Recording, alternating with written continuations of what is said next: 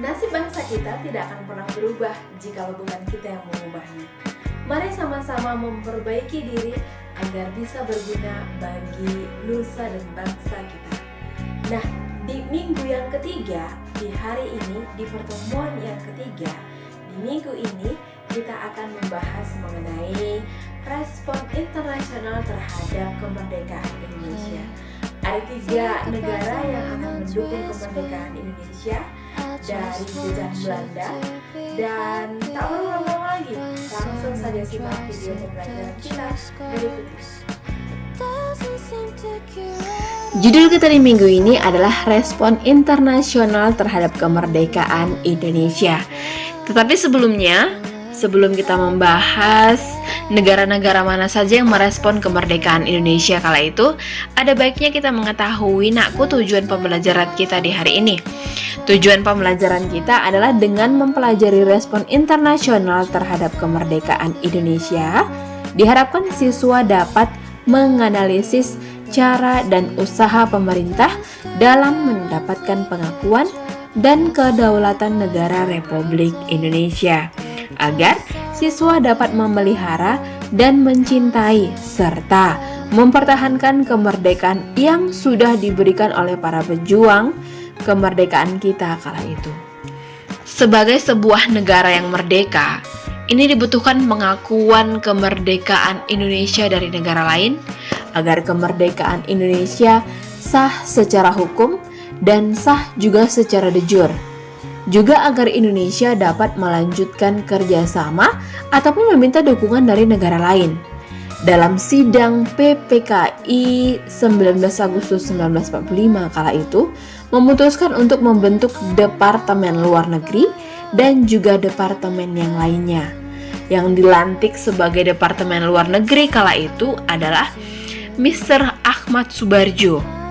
Nah, dalam perkembangannya ini tadi, tugas dari Menteri Luar Negeri kala itu adalah harus bisa mendapatkan bantuan dan juga pengakuan dari dunia internasional terhadap kemerdekaan Indonesia yang sudah dibacakan melalui proklamasi kala itu. Nah, dalam perkembangannya, berkat kegigihan dan kepiawaian para diplomat Republik Indonesia waktu itu, Indonesia secara bertahap dapat mengatasi tekanan dari dalam dan juga dari luar negeri. Salah satu upaya Indonesia itu adalah mengirimkan 7.000 ton beras ke India guna membantu situasi kelaparan saat itu. Dan hal itu mendapatkan perhatian dari internasional. Maka tak lama kemudian akhirnya ditandatanganilah yang namanya satu perjanjian yang bernama Perjanjian Linggarjati itu di tanggal 25 Maret 1945. Jadi sampai pertengahan 1947, posisi hubungan luar negeri di 3 ibu kota seperti ada negara Singapura, ada negara India, dan juga negara Inggris. Jadi langkah ini diperlukan sebagai bagian dari upaya Indonesia memperoleh dukungan internasional dalam melawan ataupun menghadapi jajahan Belanda walaupun Indonesia sudah merdeka kala itu. Jadi di antara ketiga titik ini tadi perjuangan Indonesia di luar negeri, Singapura lah yang menjadi titik tumpu utama di dalam hubungan luar negeri Republik Indonesia. Jadi ternyata di luar negeri tadi di Singapura ini berdiri PKBI yang nantinya akan berubah menjadi Persatuan Indonesia, dan itu bergerak mencapai cita-cita bangsa Indonesia, baik melalui cara berdagang dan juga melalui politik. Nah, seperti apa kisahnya? Ini kita bahas dulu pengakuan dari negara Mesir yang pertama. Nah, pengakuan dari negara Mesir ini perjuangan diplomasi Indonesia untuk memperoleh pengakuan kedaulatan secara de facto dan de jure. Jadi gerakan ini dilakukan oleh pemerintah Indonesia. Nah, dukungan terhadap kemerdekaan dan kedaulatan Indonesia tidak hanya datang dari pemerintahan Mesir, tetapi juga mendapat perhatian dari masyarakat Mesir kala itu. Malahan organisasi Al-Ikhwal Al-Muslim ini memberi kebebasan terhadap mahasiswa Indonesia yang kala itu belajar di Kairo untuk menuliskan tentang kemerdekaan Indonesia di koran milik orang Mesir kala itu, milik organisasi ini tadi. Kita bebas menuliskan bahwa Indonesia sudah merdeka gitu. Nah, jadi pada Oktober 1945 ini mahasiswa Indonesia yang belajar di Kairo berhasil mendorong pembentukan panitia Komite Pembelaan Indonesia. Bahkan di tahun 1946, Menteri Suwardi dan juga rombongannya pernah singgah di Kairo dalam perjalanan menghadapi perundingan Hoek-Valwe di Belanda. Jadi upaya diplomasi Indonesia di Mesir membuahkan hasil dengan diadakannya rapat Dewan Komisaris Liga Muslim di Kairo pada 18 November 1946. Nah, Dewan Komisaris Liga Muslim ini memberikan anjuran agar anggotanya ini mengakui Indonesia sebagai negara yang merdeka berdasarkan ikatan agama, persaudaraan, dan juga berdasarkan ikatan kekeluargaan. Pemerintah Mesir malahan mengutus Abdul Moimin mengunjungi Yogyakarta dan dia ditemani oleh Ketut Pantri. Jadi pemerintah Indonesia menyambut kedatangan mereka, dan setelah mereka pulang, pemerintah Indonesia mempersiapkan dukungan balasan ke negeri Mesir. Jadi Haji Salim ini tadi menyebut kunjungannya ke daerah Mesir ini sebagai misi diplomatik. Jadi kedatangan pemerintah Indonesia ini ditunggu dengan senang hati oleh sejumlah mahasiswa Indonesia, bahkan juga Sekjen Liga Arab di bandara kala itu. Tetapi Belanda tetap saja mencari cara agar Mesir tidak mendukung kemerdekaan Indonesia. Nah, walaupun Belanda berusaha menggoda, memprovokasi Mesir agar Mesir tidak mau membantu Indonesia, tetapi Mesir tetap pada keputusannya mendukung kemerdekaan Indonesia. Maka dengan demikian Mesir adalah negara yang pertama yang mendukung kemerdekaan dan juga kedaulatan Indonesia kala itu. Negara yang kedua adalah negara India. Pada tahun 1946, pemerintah Indonesia membuat keputusan untuk mengirimkan bantuan beras ke India. Jadi pada tanggal 18 Mei 1946 ini diadakan pertemuan makan malam antara Indonesia dengan negara India yang menghasilkan satu kesepakatan bahwa Indonesia akan mengirimkan 500.000 ton beras. Jadi sebagai balasannya, India memberikan balasannya kepada Indonesia dengan cara mengirimkan bahan pakaian, obat-obatan, dan juga alat pertanian yang saat itu sangat sulit diperoleh karena Belanda ini melakukan blokade di daerah Indonesia. Jadi hubungan antara Indonesia dengan India ini diperkuat dengan adanya konferensi New Delhi. Nah, setelah adanya konferensi itu, maka India, Australia mengajukan masalah Indonesia kepada PBB yang menyatakan Belanda ini harus menyelesaikan masalah antara Indonesia. Belanda malah justru melakukan yang namanya agresi militer Belanda yang kedua. Jadi aksi ini banyak menuai protes dari berbagai negara.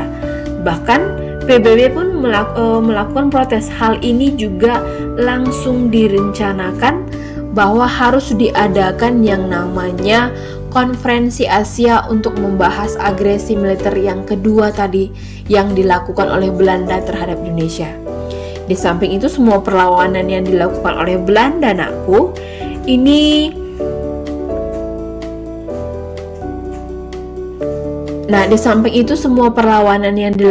Belanda India tetap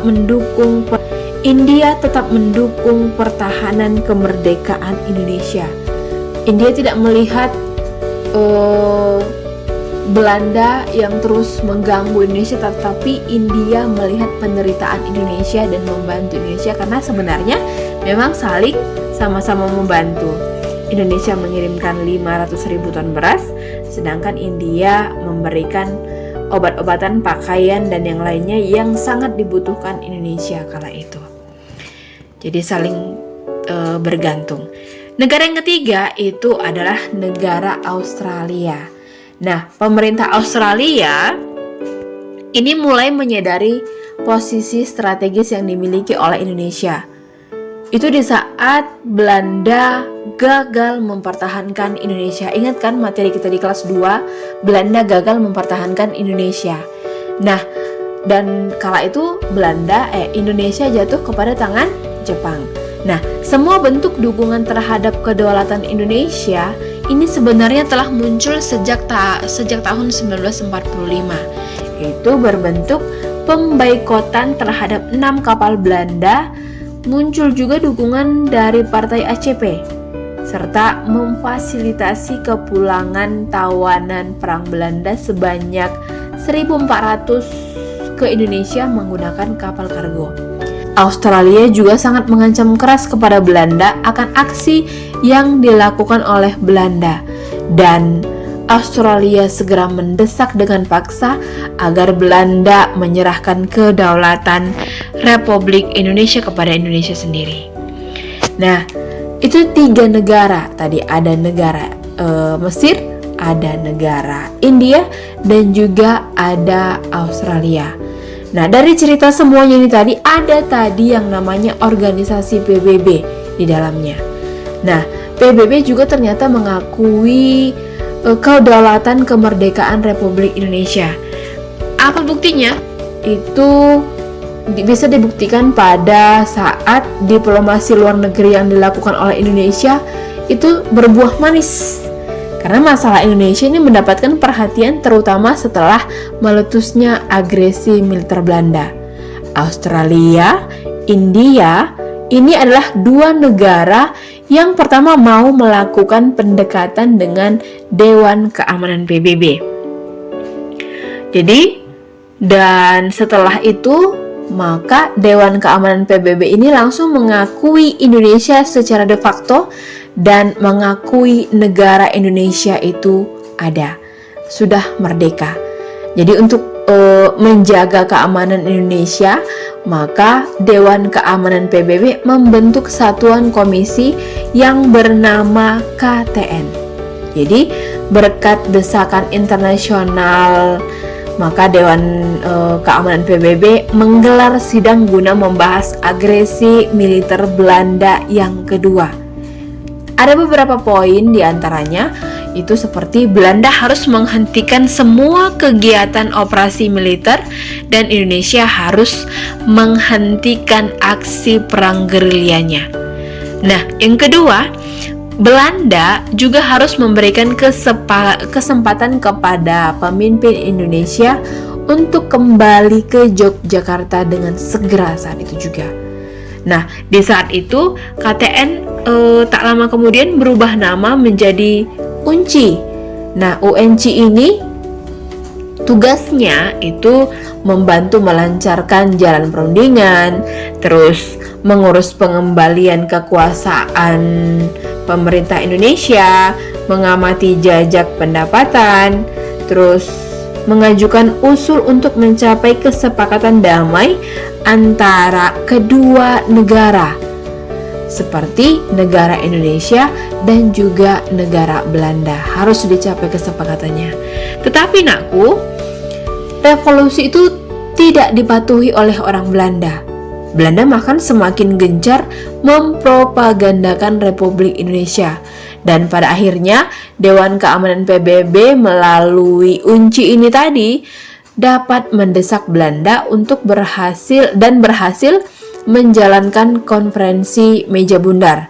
Jadi berdasarkan hasil konferensi meja bundar ini, Belanda akhirnya resmi menyerahkan kedaulatannya kepada Republik Indonesia itu pada tanggal 27 Desember 1949.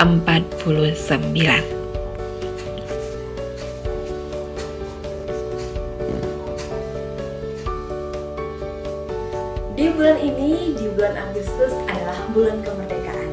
Maka anakku, mari tetap semangat untuk menyambut kemerdekaan negara Indonesia yang ke-76 di tahun ini. Nah, tetap juga semangat kamu mengerjakan tugasnya dan melengkapi catatannya di buku catatan dan mengerjakan latihannya di buku latihan, dan harus juga tetap semangat jaga protokol kesehatan serta salam SFB. Semangat, fraternitas, Dina. Tuhan Yesus memberkati.